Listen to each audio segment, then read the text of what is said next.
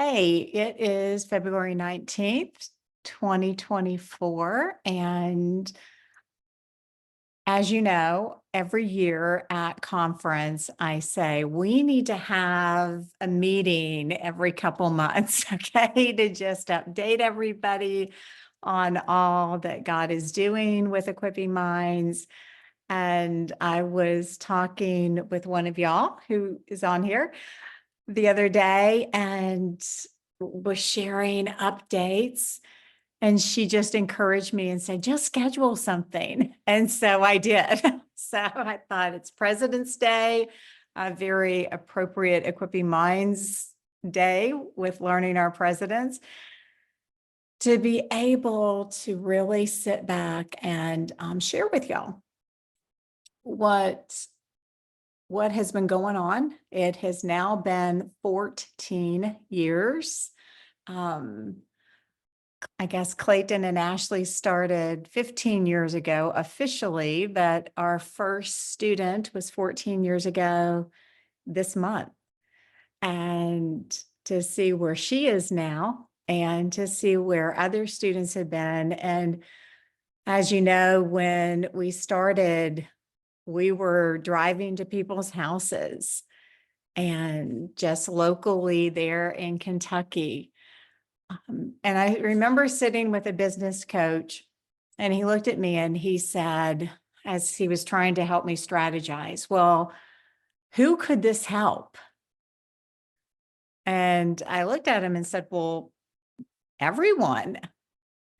And I had no idea how true that was going to end up being, okay?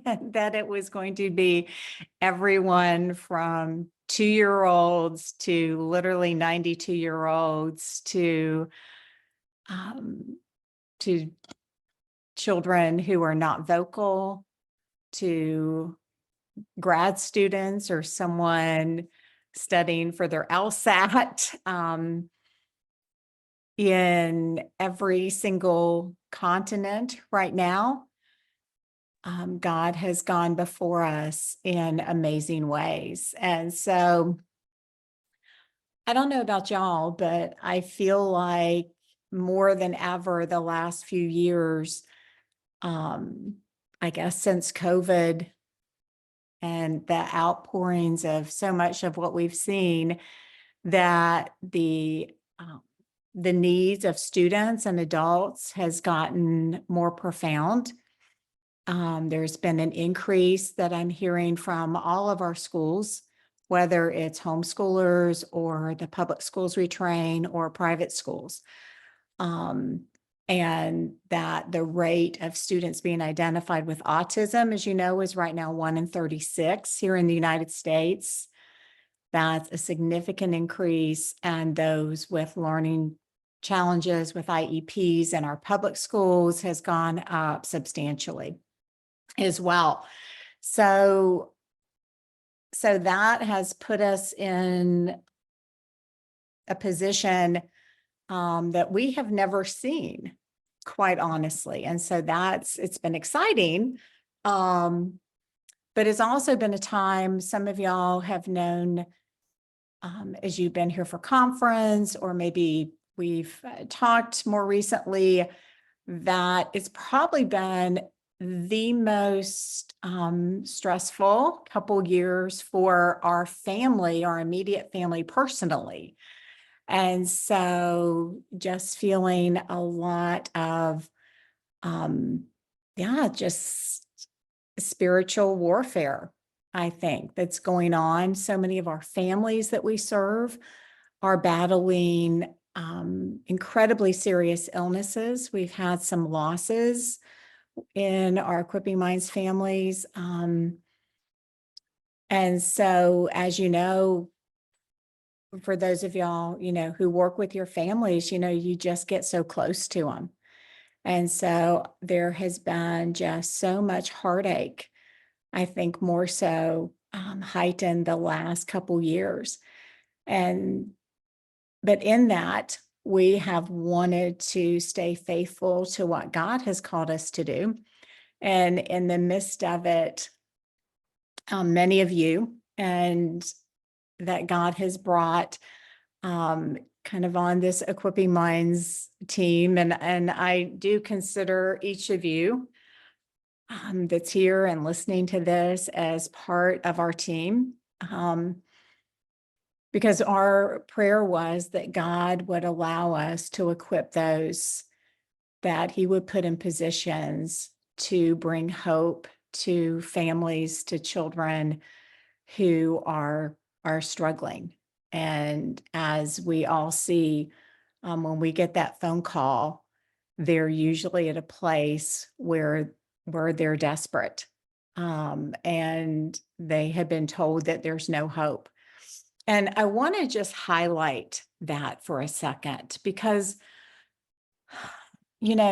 something happened the other day in a training that I wish, if I had only known it was going to be said, I would have hit record. But we now have an Equipping Minds cognitive abilities chart. And so we have been updating a lot of our charts and materials because of this surge that we're having in public schools and private schools right now. And I was training a public school in Alabama the other day, and that was because of a little boy with dyslexia who had been doing our program, and his dyslexia therapist has been sitting in those sessions, and I'm just so excited about what she was seeing, because as many of y'all know who are dyslexia therapists, with everything with rapid naming, executive functioning, with working memory, with visual spatial, with auditory processing, as you're sitting there doing Equipping Minds, you're seeing those things. And this led to the director of special ed inviting me to train their 30 of their SPED teachers. Now, a year ago, I had that opportunity because of one of you who's on here, a speech therapist who worked with a director of special ed's daughter here in the Kentucky district. And that had a profound effect. And her testimony we shared in special education director's email a couple of months ago. And that district continues to train. And there were about 20 of those teachers, and what we're seeing there within that district.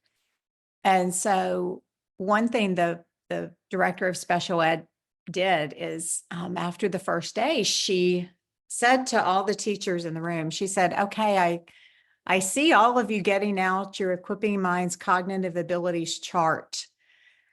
And she said, these line up with the brief testing that we do. These are your new IEP goals. And I thought, did she really just say this? She really just said that. She said, this is what we've been testing. These are your goals.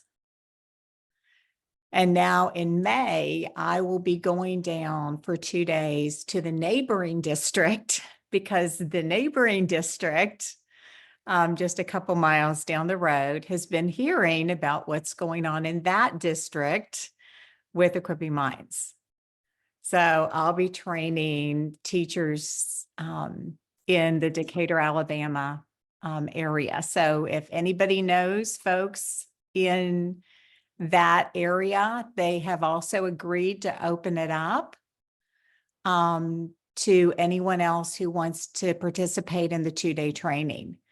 And y'all, do you understand how incredible that is, that a public school district would say, yes, we'll also, if there are other people that want to attend when you're going to be in this area, that's fine with us. When I asked, so that was just, continues to be God granting favor there. Just, and actually one of y'all that's on right now is with a catalyst in that. And that's what I need you to hear. God has been using you because he has placed each of us in different situations.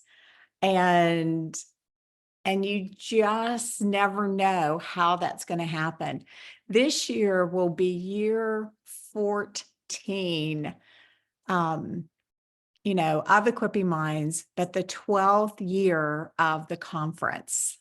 And this year, when we do our training, Rose is actually going to come back and be a guest speaker. So, as you know, what a catalyst that she has been, and she actually now has her own coffee company. And so she is, just really exciting. As you know, she spoke at conference 2 years ago. She graduated from high school and,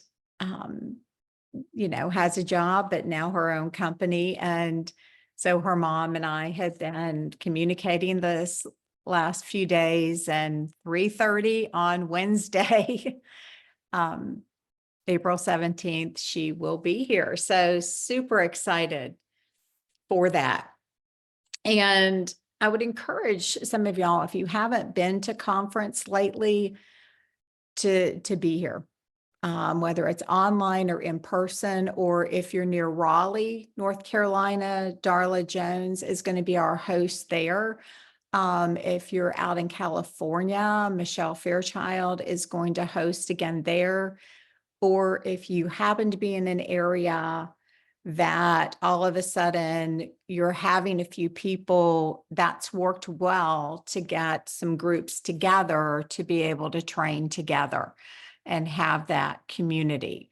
So really encourage you to do that. The other thing that we're kind of switching up with conference is you're not going to see me highlighting a bunch of our guest speakers so much, because we keep adding so much to Equipping Minds. Okay.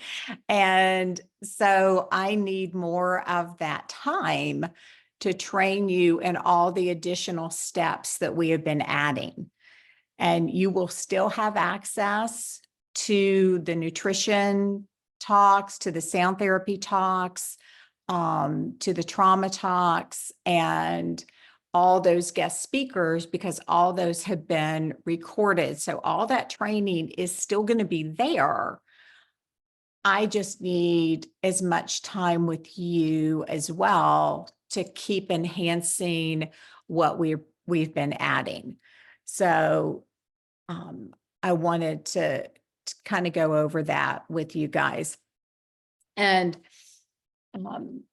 so the other thing that we are seeing for the first time ever, I was out in Dallas, Texas, and I'm just going to share this. It was just very unique in that a colleague of mine is at an established large Christian school out in the Dallas area. And he wanted me to come in and do a soft introduction to Equipping Minds. And some of y'all in the Raleigh area, you have been going and speaking at some homeschool conferences, and they've been doing that together, and that's been a great catalyst. And so sometimes you just have an hour. But what we are actually finding is sometimes that hour, or in the case when I was asked to come out and speak to a group of educators at their school, there were about 100 in the room. They had each had a deck of Equipping Minds cards. And so if you don't have your Equipping Minds cards, you'll want those. But when I go into a group, I have the cards enlarged. And this is something that we want to make sure that each of you all have access to. And so if you would like the file, so that when you are talking to a group or in a classroom, and you can have the large cards, okay? So having the small ones is great, but that file, and what we have learned with this is that you will print it on regular copy paper and then just laminate each sheet. And it's probably more cost effective to totally do that yourself. That's what we've done on our end. But I went in and I had 2 hours to share Equipping Minds with this group. And y'all, much to my surprise, at the end, they asked to have multiple meetings the next day. Well, the next thing I know, we have now started a pilot study. And this was not planned. God obviously had it planned, but we, and an Equipping Minds therapist, Patty Nason, is helping with this as well. We have, and we're going to do some, I'm going to do some videoing of this because I've got a group of 4 students that I'm working with each day, every morning, on Zoom, and they have a facilitator there in the room. And then Patty is also doing the same thing. And so, and then I have 2 other students as part of this study. And so right now we have 11. And so we're seeing the gains that they're making individually, but also in the small groups. And I think if you're not aware of our new course, Implementing Equipping Minds in the Classroom, I wanted to make sure if you haven't seen that, some of y'all may have participated in it, but what has been happening, I've been having more opportunities to speak at private school conferences. Last year at the Association of Classical and Christian Schools on developing the cognitive tools for learning. Before at the Society for Classical Learning on the classical mind and learning differences, and then at Concordus schools that are a group of classical schools that have wider doors. And so many of those schools are now using Equipping Minds. But one thing that was interesting when I was in Texas, the head of school asked me, well, could we become an accredited Equipping Minds school? He said, what would that look like? And I said, I have no idea because we've actually never done that. So we may be exploring that and what that would look like.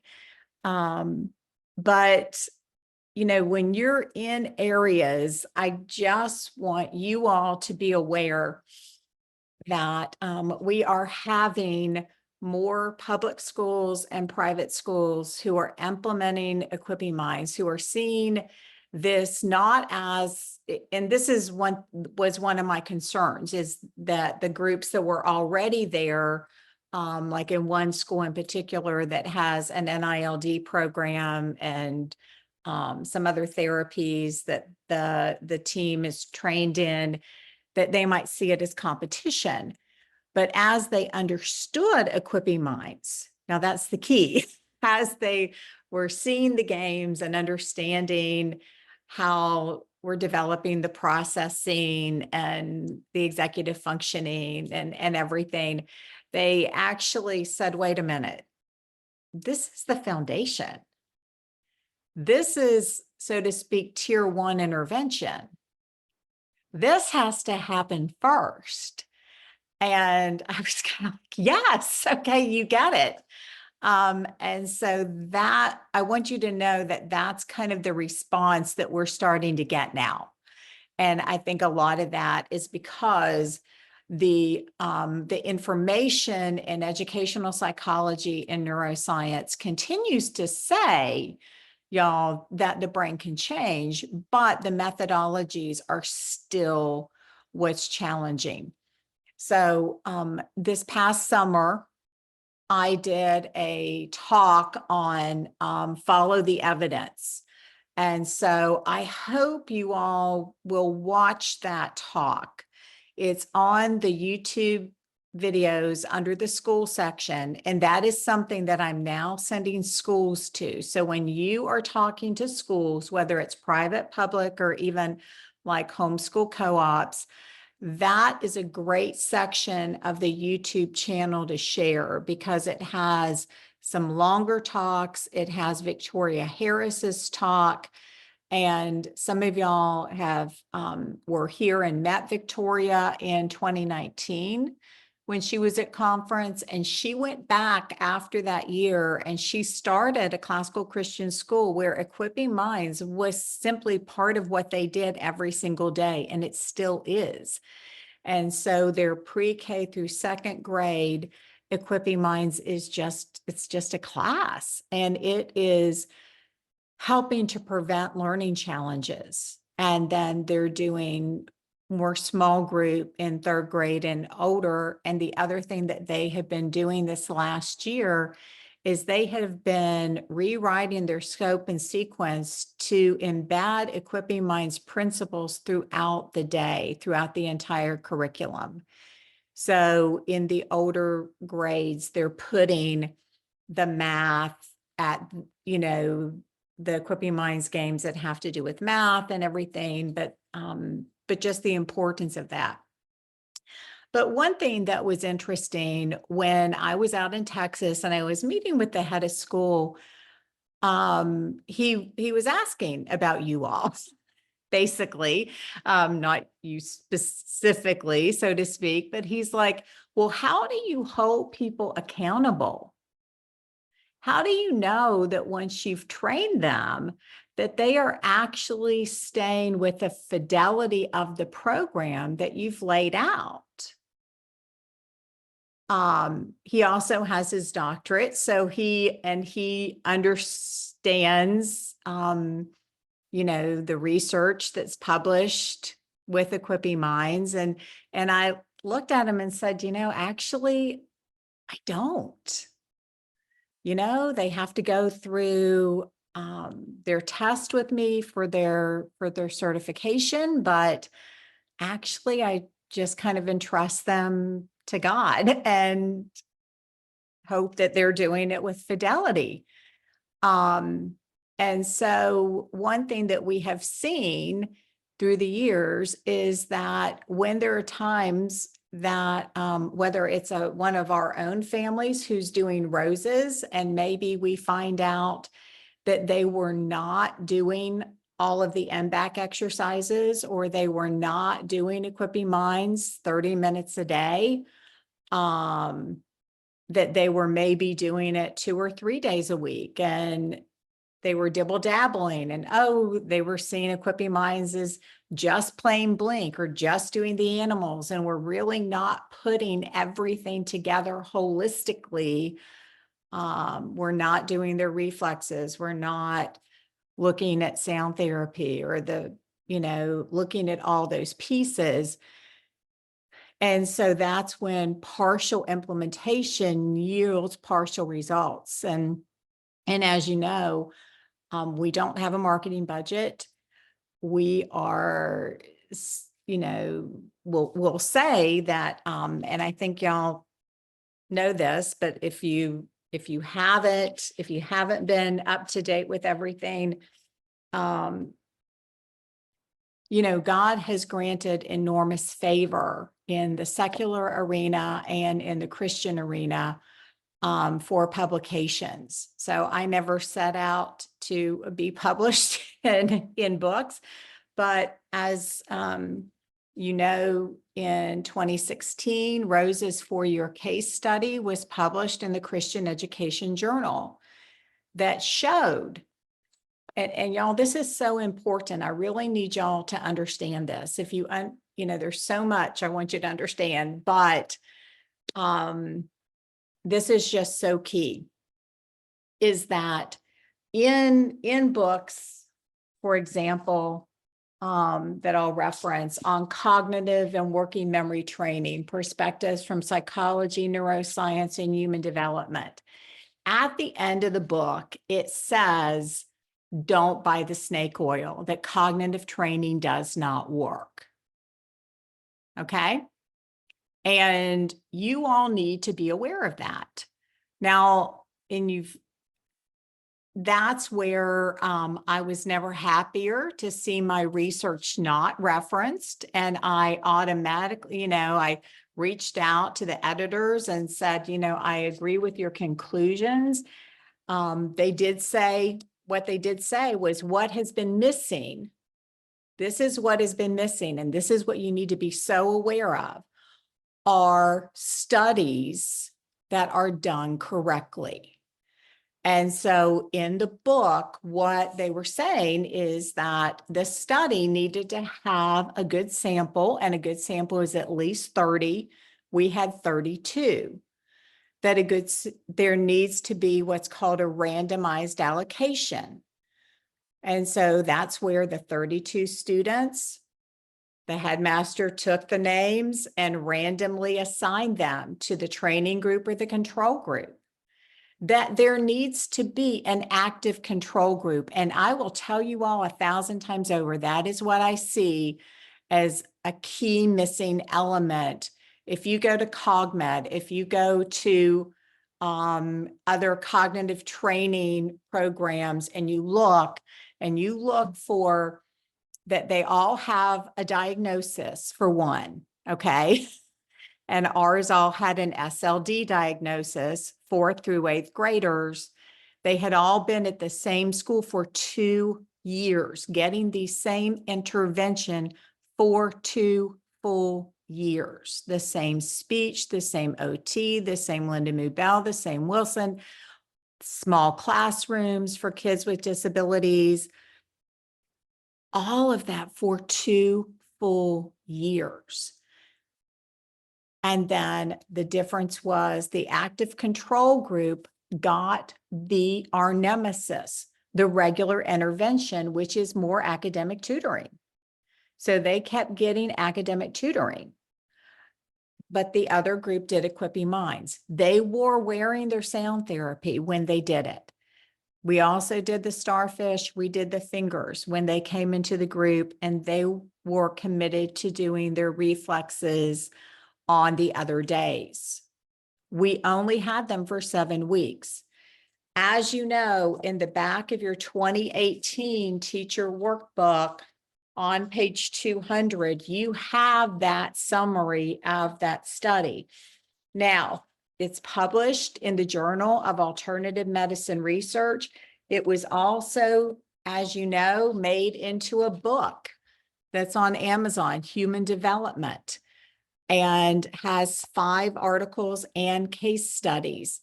And each of those situations, they did their sound therapy, their reflexes, they did 60 to 100 hours of Equipping Minds, but it was done with fidelity. And the other thing they want to see in a good study are multiple measurements.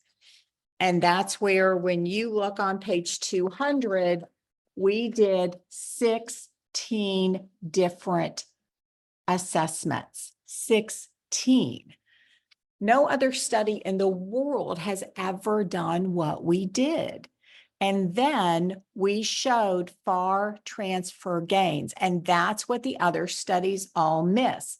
A FAR transfer gain means that it generalized to something beyond being better at the games.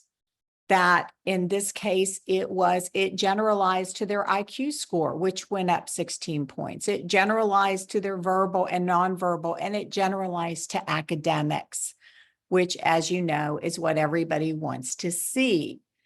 So know that that research is there. And I hope you saw that this past a year ago, that in the book, School Violence and Primary Prevention, that I have a chapter. So Dr. Tom Miller, the editor, this is the 2nd edition of this book, actually contacted me and said, Carol, we've been asked to do a 2nd edition of this college textbook, and I believe you have a missing chapter.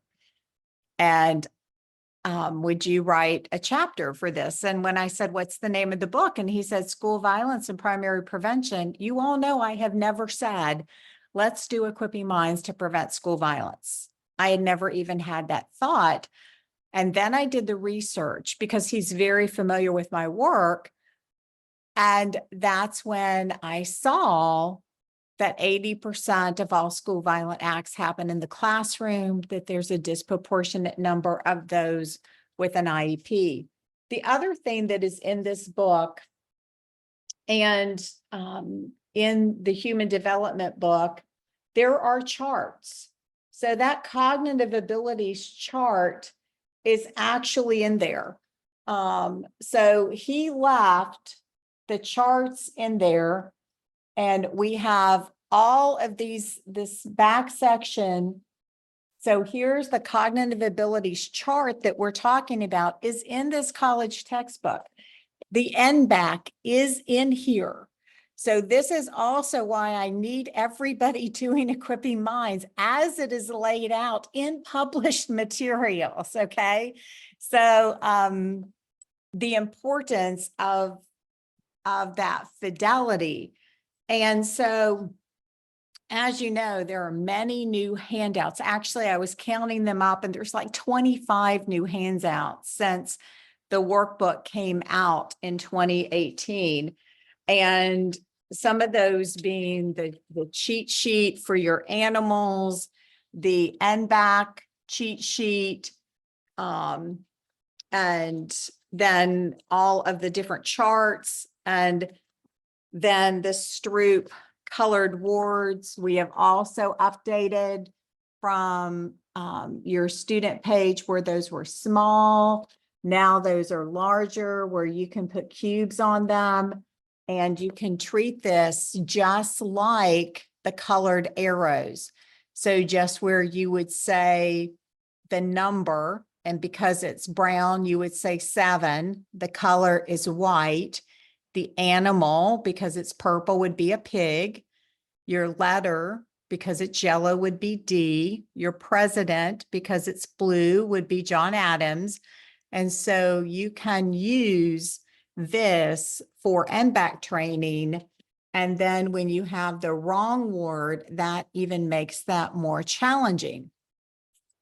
But one thing that I wanted to share with y'all is I have a place on our website where I have put a lot of these new handouts for your reference, okay? And they are going to be on, and I'm going to show you where they are real quick. We're going to go in, and if you go to the Equipping Minds website,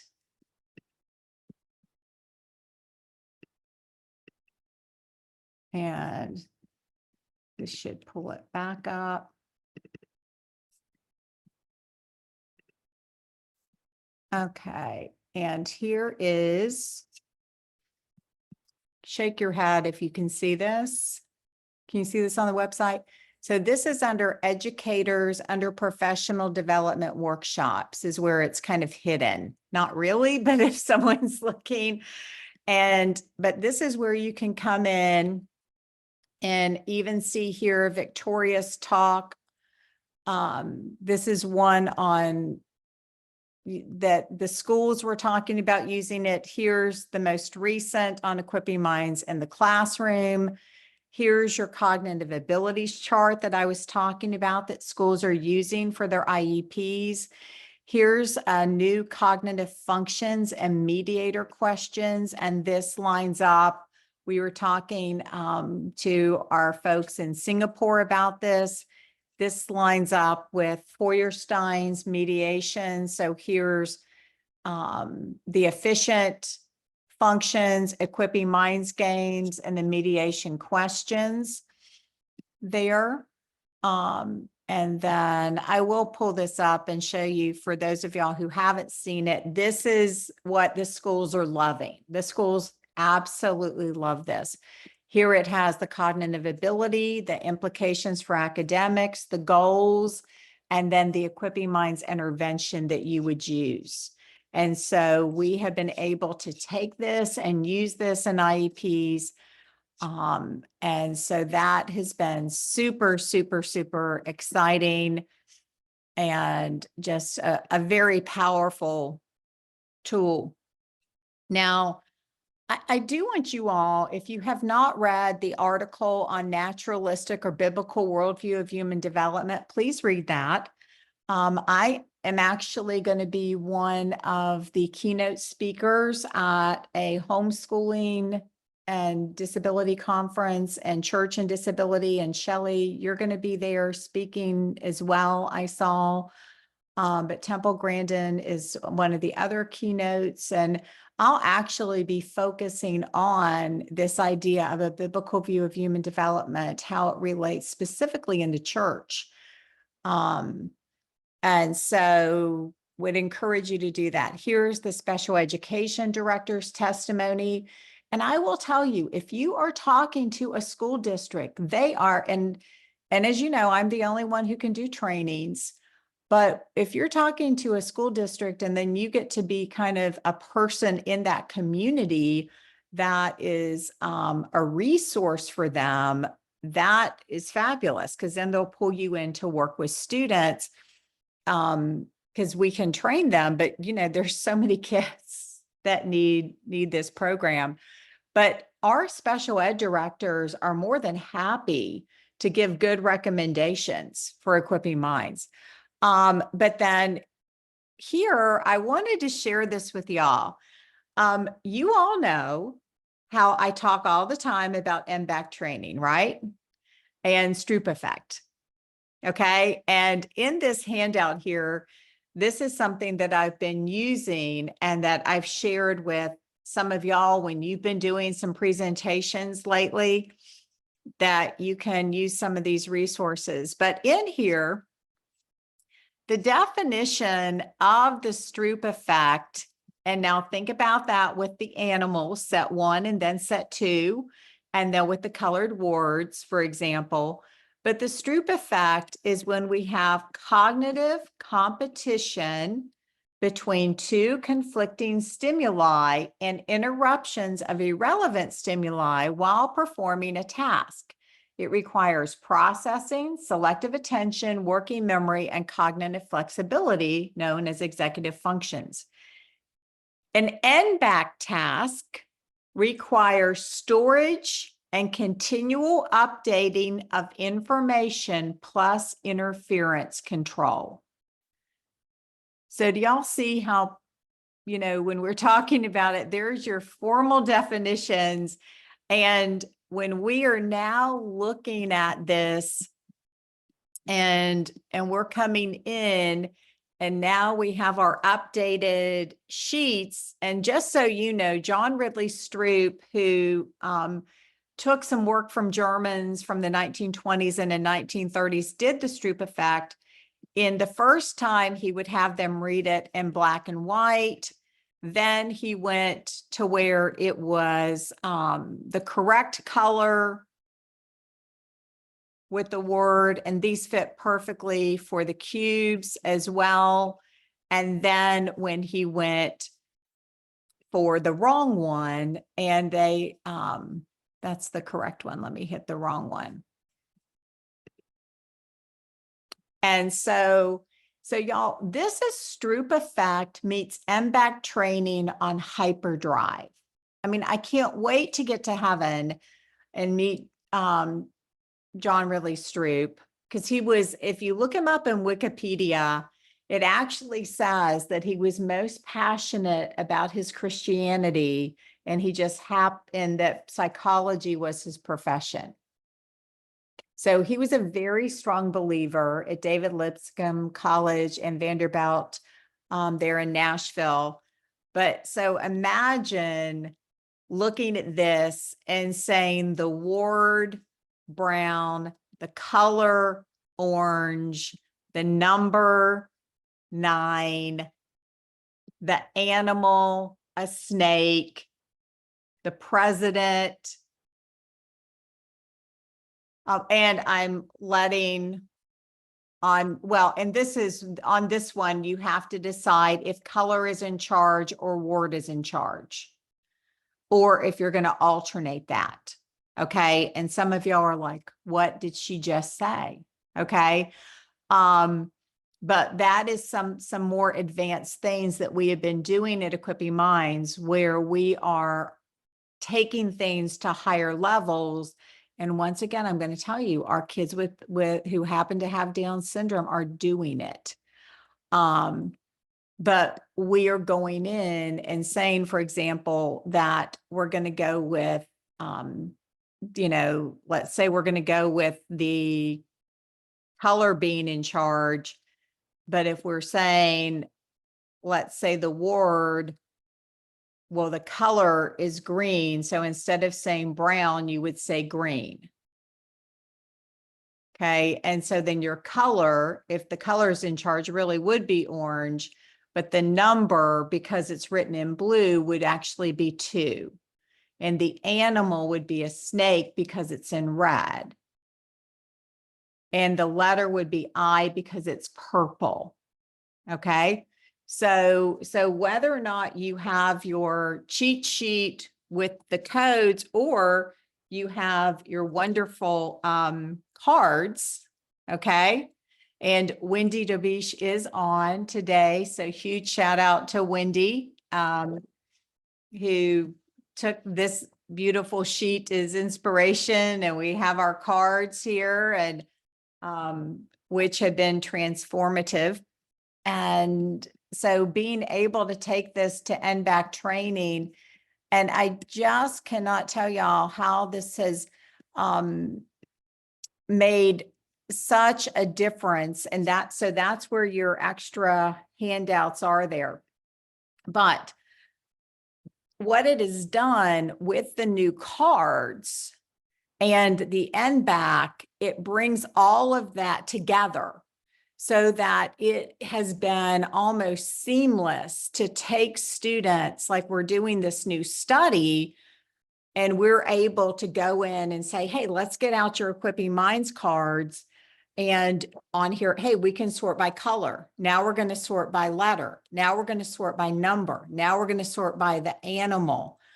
Now we're going to sort by the word. Now we're going to sort by the symbol. We're going to alternate not just number, color, shape, but color, orange, letter, E, number, 9, animal, camel, word, camel, symbol, circle, and mix those up. And if you don't have your Equipping Minds cards course, you're going to want that, because it's over 2 hours and a 6-page handout. And we still need to add more videos, because we continue everything we can do with Blink. Every game we can do with Blink, with Spot It, with Quitch, even concepts in set, we can do with the new cards. So we have, Terry Kruger is now working with an adult group. The Kemper Cognitive Wellness Center in Rocky Ridge, Ohio, has been using Equipping Minds for 2.5 years now in their Brain Fit program with senior adults. Elaine Haig is up at Byron Health in Fort Wayne, Indiana. Dr. Donna Williams did her dissertation. And this is the other thing I need y'all to hear. This is why I need you to do Equipping Minds with Fidelity. People are doing their dissertations. They're using, Donna just did it, finished hers, using Equipping Minds into church with senior adults. And so she's following what I did in my research study, but then she's, and then Dawn Pfizer is doing this out in Colorado with some senior adults right now. And so we've got different senior adult groups going on.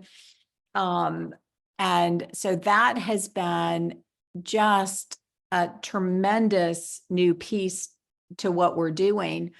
The other thing, as you all know, in 2016, I was in Budapest with Faith Barons, and we were able to train missionaries throughout Eastern Europe. And that just continued. They were the ones, you can just thank them. It was all them. I forget which person it was, but they came up to me that February 2016 and said, have you thought about live streaming your conference? And y'all, I didn't even know that was like a thing you could do. And so we did our first live stream that year. And this will be year 8 to live stream. And y'all, that was transformative because there's so many of you all in Singapore and Australia and the Philippines and all the different places, or even if you're here in the States and just couldn't get to Kentucky for a training, that what that has allowed to happen, and then to put the courses online to happen at any time. But that has just been a catalyst for us, because I can't even tell you how many different mission organizations we work with right now, how many missionaries that we're serving, how many countless ways that our missionaries are now going in. One of our missionaries who's on right now in Sarajevo, God ordained for her to go into a center, a secular center that serves 900 special needs families, and showed him her Equipping Minds card, showed him the material, met with the director, the psychologist, and they just looked at it and they were like, oh, we want to get trained in this. And 2 weeks later, I was up at 4 o'clock in the morning doing a training, and she was there in the room in Sarajevo as my point person, because she's certified in Equipping Minds, and she's my arms and feet, and God is using her, and she's training people. And then those people are now ministering and helping families and schools, and y'all, that children can understand and read God's word and remember a sermon, or to understand just who they are in Christ. Just so many aspects of how we view humanity and what it means to be human and created in God's image. And what an incredible way as you come alongside families. And that is one thing we saw when we were missionaries in France for 2 years back in the early 2000s. We had an open door because we were helping people's families. We were helping their children. And so, it's just a great way to come alongside families. I've got to share this. I had a phone call from Slovakia at 5 o'clock today from Brenda, and her son, David, did our program maybe 5 years ago now. And then during COVID, his brother actually went through our program. Had no learning challenges, but they were really locked down in Slovakia. I mean, you couldn't leave the house. So she had all the kids doing Equipping Minds. And she's got like crazy bright kids, but his ACT composite went up like 6 points, something crazy. And he was one of the 30 selected into the special ophthalmology school in Ireland. And he said the difference was he did Equipping Minds. And he, so it was just really neat how he did that. But when the Ukrainian crisis happened, a lot of those refugees, we are now helping humanitarian centers in Romania are doing Equipping Minds. There are refugees in Slovakia. There are public school teachers in Slovakia who went through conference so they could help the refugees in their school. And right now, today, little David, who was one of our students, is now working with other students, and he is doing Equipping Minds with them. And so she was just calling to say, hey, I can't get up at, 2 o'clock in the morning for the call. But I have to tell you what was happening here today, and wanted to share that. Casey is on right now, and they have a center in the Philippines that is working with homeschool families and with vulnerable children there. And they have been doing Equipping Minds. I guess that started in August, and I love getting those pictures. We've got schools in the Dominican Republic and Haiti, and that are missionary schools with vulnerable children who are just sending me their test scores. And it's so exciting to see how they are making gains. And so and y'all, you all know this, you're not going to see all that on the website. I mean, once a year, I'll send out a little newsletter, or periodically, like I was getting a lot from one of our missionaries in Lebanon with the Syrian refugees. And so just when we see, and y'all, those are all kids who've been through severe trauma. I mean, substantial trauma. And what we keep hearing is playing the games is building relationships and community and increasing their,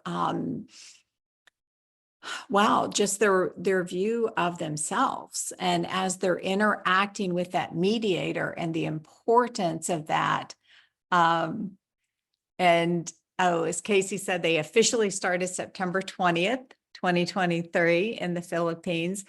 And I think, Casey, if I understand correctly, I was talking to a mutual friend in Tanzania who she's seen Equipping Minds. Y'all, all the different countries, I joke that it's 40. I know it's way more than that now.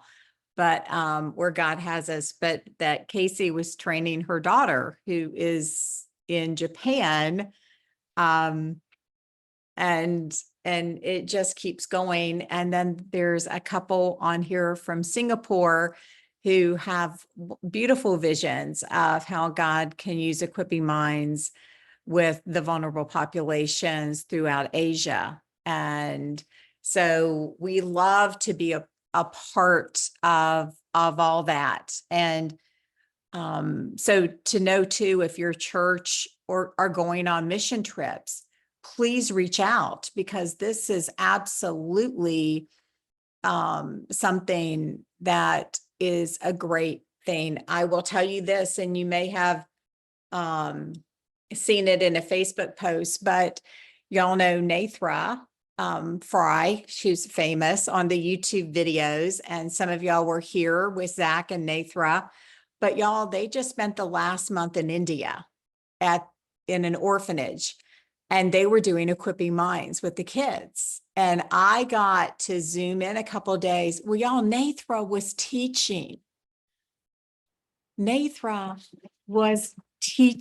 Okay.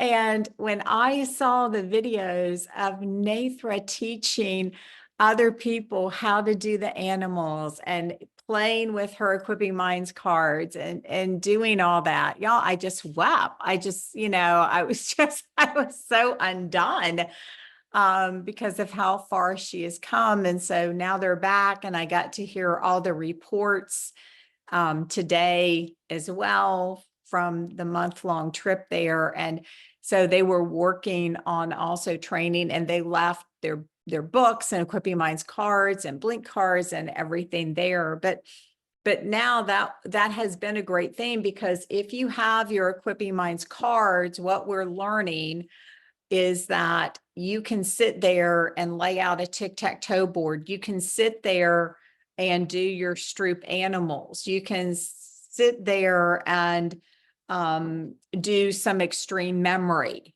Okay. So when you've got the cards and you've got just a few pages and you're doing your animals and you're doing your number hunt and you're doing your vowel hunt and your letter fluency and tic-tac-toe and your arrows, but you can come over here and pull out your cards.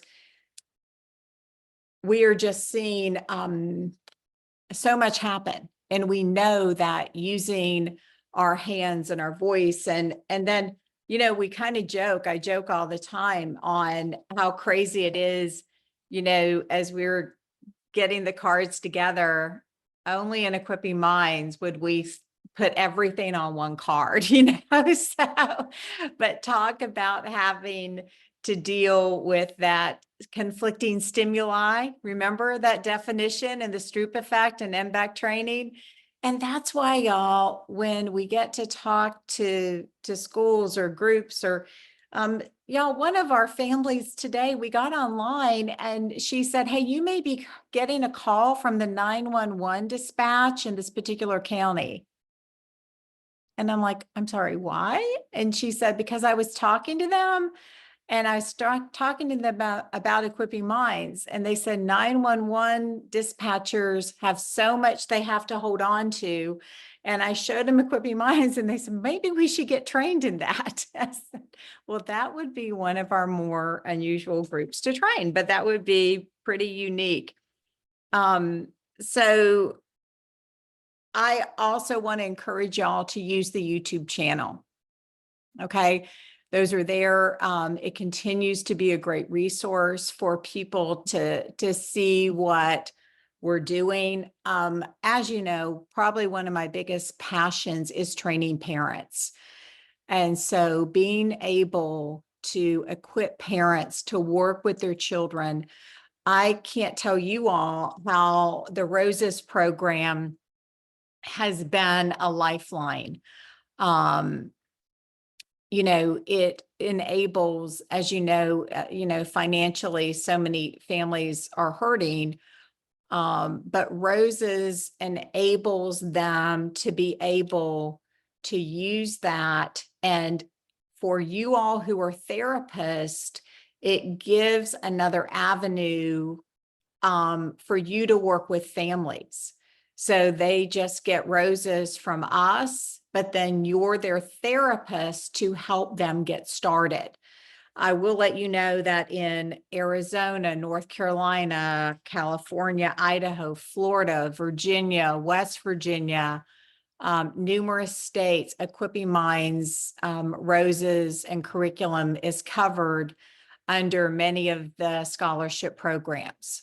So families get reimbursed, or we get paid through their scholarship programs if they're under those. So anytime, except for Ohio just seems to not want to talk to anybody who's not from the state of Ohio. Okay, so with the exception of Ohio at this point in time, any other state that we have applied to, we have been approved. Okay, so know that. And so that has been a big help for families. So all these different aspects, I'm just going to encourage you, if you want to attend conference, again, as a refresher, let me know. In the past, we've been doing some, special discounts for that. If you've been through and you're just like, I really need a refresher. And those of y'all who have been at any point, you will always notice that we are always adding things, and that's just exciting. We do have some special groups, South Carolina Down Syndrome Association, Down Syndrome Association of Florida. We just gifted another Equipping Minds for their Down Syndrome Options group. So God continues to allow me to speak and be a part of some of these groups who refuse to not have hope for their children, who are thinking outside the box. And that's super exciting. So I want to, I'm going to go ahead and end the recording, but open it up. I don't want to record your questions. I want to allow privacy with that. And then I also want to, we've been on for an hour and want to respect your time. But I did just want to highlight, some of the things, just touch on some of the things that literally God is doing and going before, because I just can't make some of this stuff up. And how he continues to grant favor in places we did not anticipate. Oh, and please pray for me, but I am finally writing the chapter on on John Amos Comenius. Okay. So I have been working all day at the table. Well, I've been actually trying to write this for 6 months. Okay. It's been in my head for 10 years. And there's a book project out, and God connected me with the editor at a conference because I mentioned Comenius, and he said, "Hey, would you be a part of this? We're trying to write a book on Comenius's relevance to the 21st century." And it's like, oh my gosh, I've had this. And every year at chapter, I know, conference, I say, one day I'm going to write this chapter, right? Well, I'm working on it. It's been due. And so it's finally about to happen, but it has also enabled me to talk to some other people who are around the world who are also contributing authors in Europe and here in the US, and looking at yes, how his Comenius impacted education and psychology from, and my emphasis also is from a biblical worldview and how he saw humanity and human development. So that's finally happening, which will be good. That book won't be out probably for a year, but it is just about to go to the editor finally. So I'm, it's kind of it's a fun thing. Okay, let me go ahead and stop this recording.